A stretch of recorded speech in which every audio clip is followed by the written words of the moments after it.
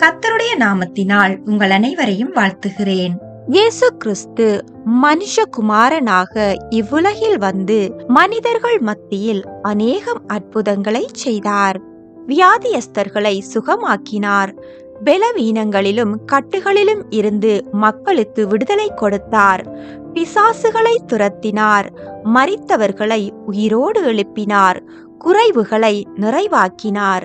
செவிடர்கள் கேட்டார்கள். குருடர்கள் பார்வையடைந்தார்கள். சப்பானிகள் நடந்தார்கள். குஷ்டரோகிகள் சுத்தமானார்கள். இவ்வாறு இயேசு கிறிஸ்து செய்த ஒவ்வொரு அற்புதங்களிலும் மனிதர்கள் கர்த்தரின் மீதும் அவர் வார்த்தையின் மீதும் வைத்த விசுவாசம், நம்பிக்கை, கீழ்ப்படிதல், அத்துடன் கர்த்தரின் வல்லமையையும் அவர் மகிமையையும் நாம் காணக்கூடியதாக உள்ளது. இயேசு செய்த அநேக அற்புதங்கள் நமக்காக வேதத்தில் கொடுக்கப்பட்டுள்ளது. யோவான் எழுதிய சுவிசேஷத்தில் இப்படியாக கூறுகிறார்: இயேசு செய்த வேறு அநேக காரியங்களும் உண்டு.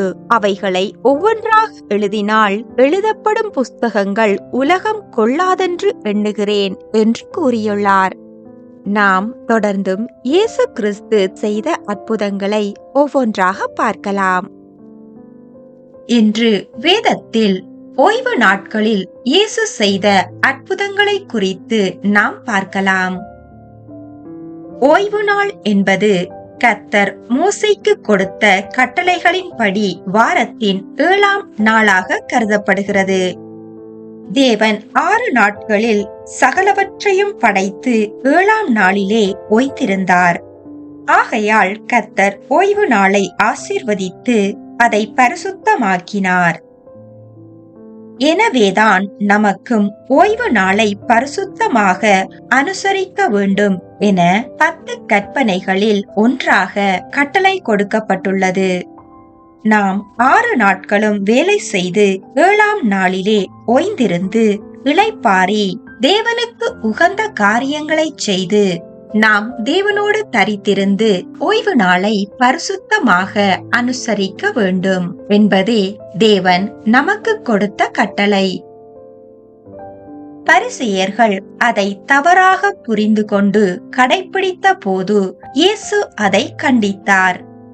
வேதத்தில் அநேக இடங்களில் ஓய்வு நாட்களில் இயேசு அற்புதங்களையும் அடையாளங்களையும் செய்த போது பரிசேயர்கள் இயேசுவோடு வாக்குவாதம் பண்ணுவதை நாம் காணலாம். இயேசு கற்பனைகளை மாற்றவில்லை, ஆனால் எவ்வாறு நாம் கடைபிடிக்க வேண்டும் என கற்றுக் கொடுத்தார்.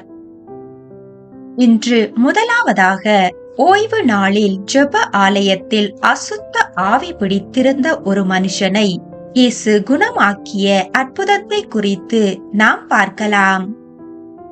இயேசுவும் அவருடைய சீஷர்களும் கப்பர்நகூமுக்கு சென்றார்கள். இயேசு ஓய்வு நாளில் ஜெப ஆலயத்திற்கு சென்று ஜனங்களுக்கு போதகம் பண்ணினார். அவர் வேத பாரகரைப் போல போதியாமல் அதிகாரமும் வல்லமையும் உடையவராய் அவர்களுக்கு போதித்தார். இதனால் இயேசுவின் போதகத்தை குறித்து ஜனங்கள் ஆச்சரியப்பட்டார்கள்.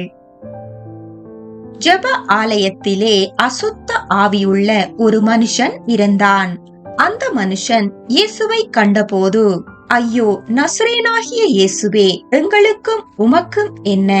எங்களை கெடுக்கவா வந்தீர்?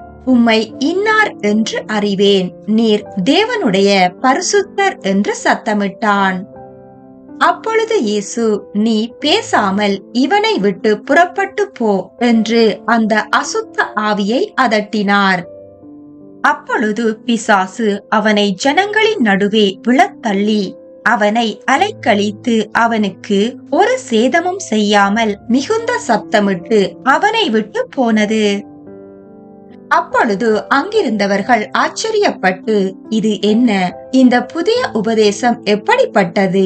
இவர் அதிகாரத்தோடு அசுத்த ஆவிகளுக்கும் கட்டளையிடுகிறார், அவைகள் இவருக்கு கீழ்ப்படுகிறதே என்று தங்களுக்குள்ளே ஒருவரோடு ஒருவர் பேசிக் கொண்டார்கள்.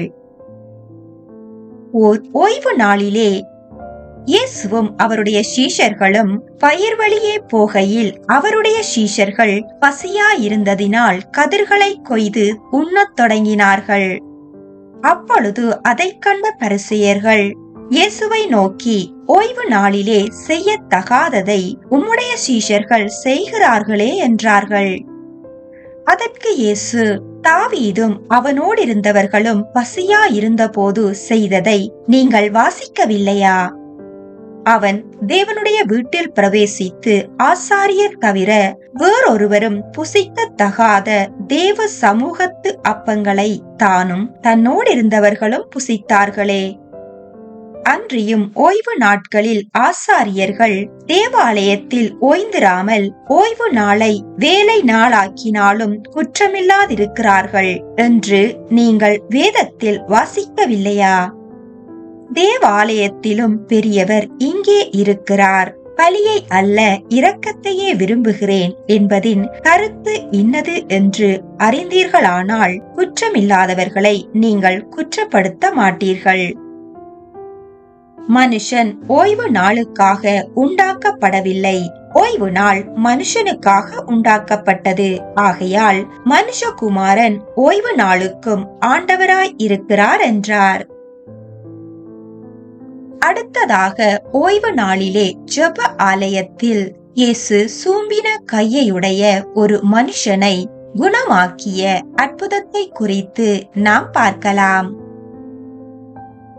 அதன் பின்பு மறுபடியும் இயேசு ஜெப ஆலயத்தில் பிரவேசித்தார். அங்கே சூம்பின கையையுடைய ஒரு மனுஷன் இருந்தான். இயேசு ஓய்வு நாளில் அவனை குணமாக்கினால் அவர் பேரில் குற்றம் சாட்டலாம் என்று அவர்கள் நோக்கமாயிருந்தார்கள்.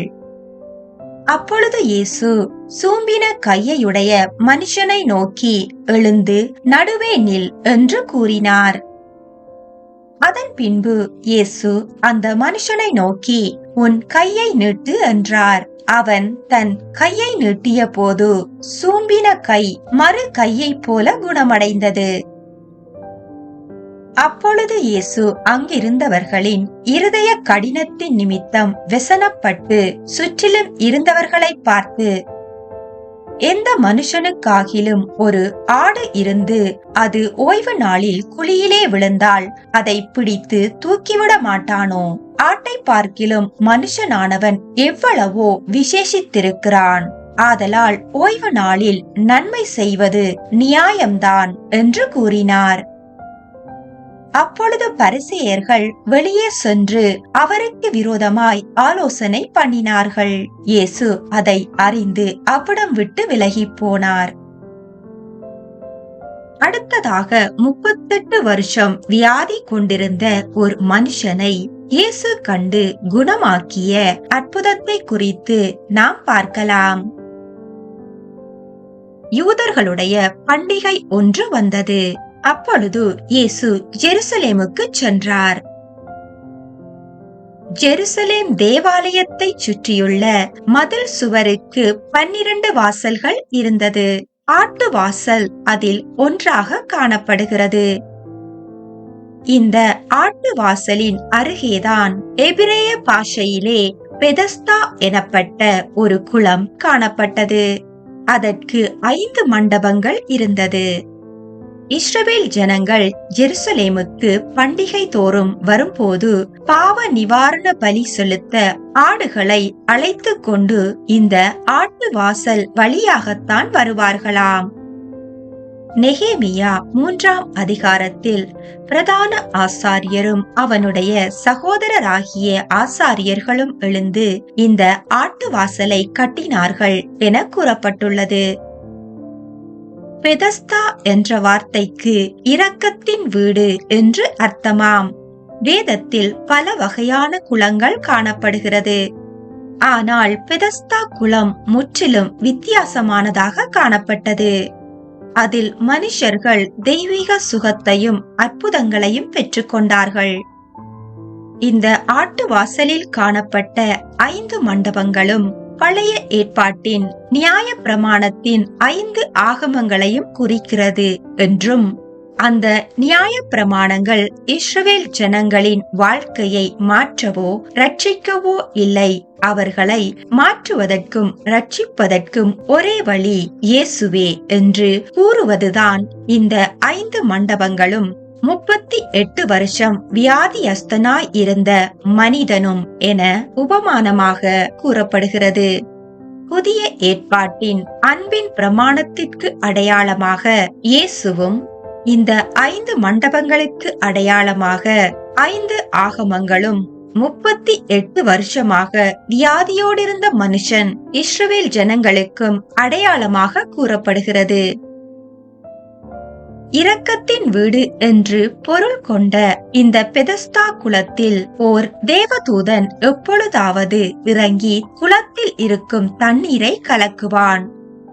அவ்வாறு அவன் தண்ணீரை கலக்கும் போது எந்த வியாதியஸ்தர் முதலில் அந்த குளத்தில் இறங்குகிறானோ அவன் எத்தனை வருட வியாதியஸ்தனாய் இருந்தாலும், எப்படிப்பட்ட வியாதியுடையவனாய் இருந்தாலும் அவன் சுகம் பெறுவான். அந்த சுகத்தையும் இரக்கத்தையும் பெற்றுக்கொள்ள குருடர்கள், சப்பானிகள் என ஏராளமான மனுஷர்கள் குளத்தின் அருகிலே காத்திருந்தார்கள். ஏனென்றால் தேவதூதன் தண்ணீரை கலக்கும் போது யார் முதலில் இறங்குகிறார்களோ அந்த மனிதனுக்கு மட்டுமே சுகம் கிடைக்கும். தேவதூதன் எப்பொழுதாவது ஒரு தடவைதான் வருவான். இதனால் எப்பொழுது தேவதூதன் வருவான், தண்ணீர் கலங்கும் என்று வியாதியஸ்தர்கள் அங்கே காத்திருந்தார்கள். இந்த குளக்கரையில் 38 வருஷமாக எழுந்திருக்க முடியாதபடிக்கு வியாதி கொண்டிருந்த ஒரு மனுஷன் அங்கே இருந்தான். படுத்திருந்த அவனை இயேசு கண்டார். அவன் வெகு காலமாக வியாதியாய் இருக்கிறான் என்று இயேசு அறிந்து அவனை நோக்கி, நீ குணமாக வேண்டும் என்று விரும்புகிறாயா என்று கேட்டார். அதற்கு வியாதியஸ்தன், ஆண்டவரே, தண்ணீர் கலக்கப்படும் போது என்னை குளத்தில் கொண்டு போய் விடுகிறதற்கு ஒருவரும் இல்லை. நான் போகும் முன்னமே வேறொருவன் எனக்கு முன்னாக குளத்தில் இறங்கி விடுகிறான் என்று கூறினான். இயேசுவை தேடாத இந்த மனிதனை தேடி இயேசு சென்றார்.